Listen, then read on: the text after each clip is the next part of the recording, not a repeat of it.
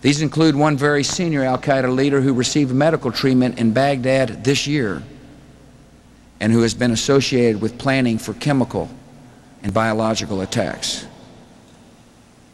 We've learned that Iraq has trained al-Qaeda members in bomb making, in poisons, and deadly gases.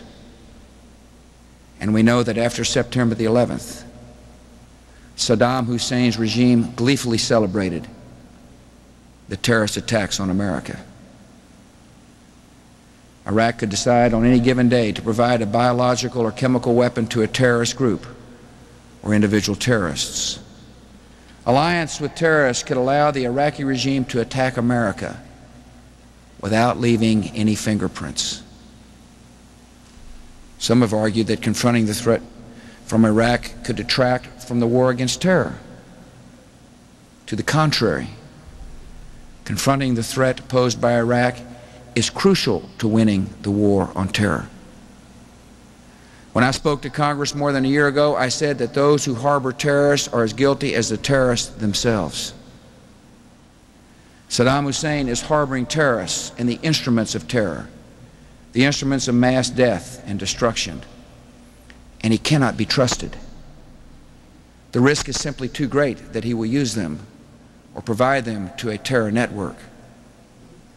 Terror cells and outlaw regimes building weapons of mass destruction are different faces of the same evil. Our security requires that we confront both, and the United States military is capable of confronting both. Many people have asked how close Saddam Hussein is to developing a nuclear weapon. Well, we don't know exactly, and that's the problem. Before the Gulf War, the best intelligence indicated that Iraq was 8 to 10 years away from developing a nuclear weapon. After the war, international inspectors learned that the regime had been much closer.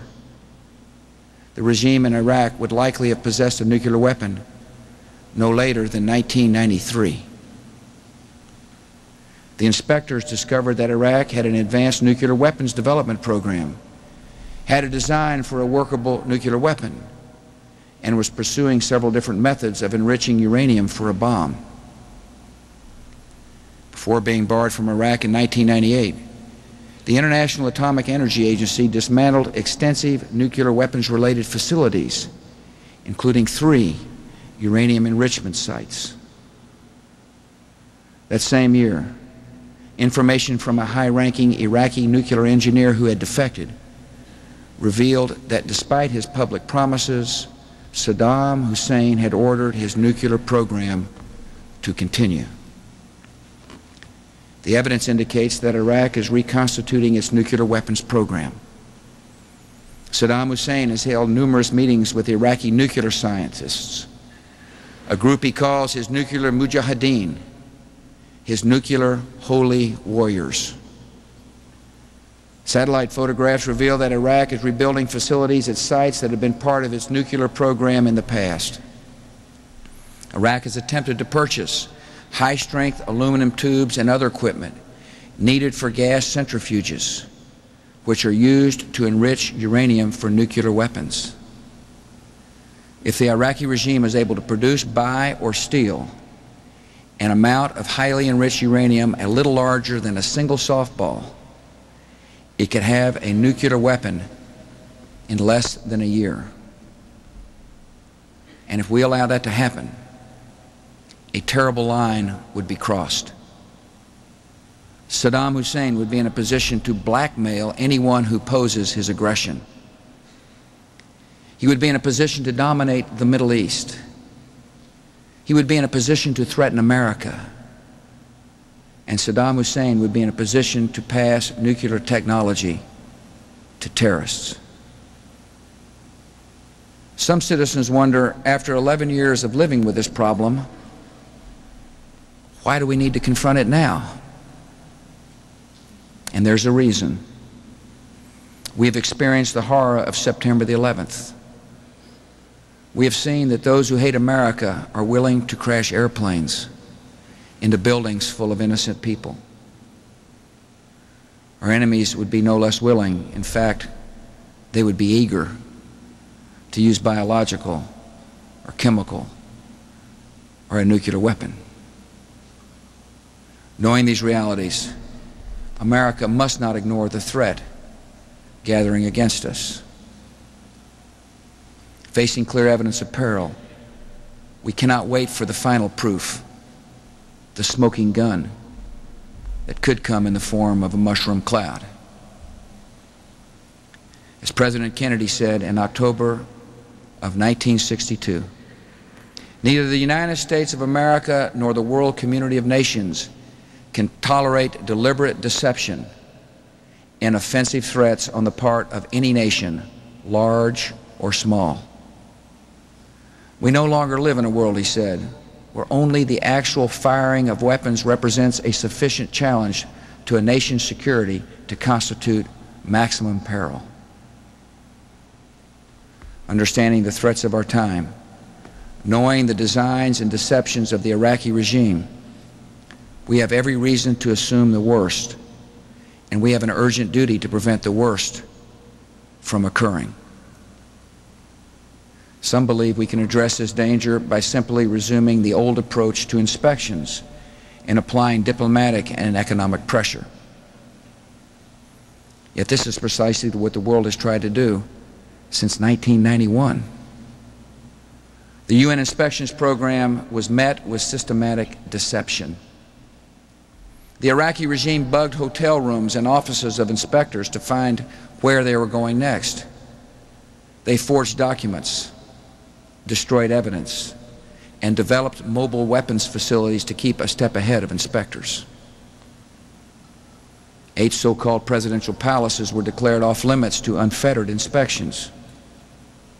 These sites actually encompass 12 square miles with hundreds of structures, both above and below the ground, where sensitive materials could be hidden. The world has also tried economic sanctions and watched Iraq use billions of dollars in illegal oil revenues to fund more weapons purchases rather than providing for the needs of the Iraqi people.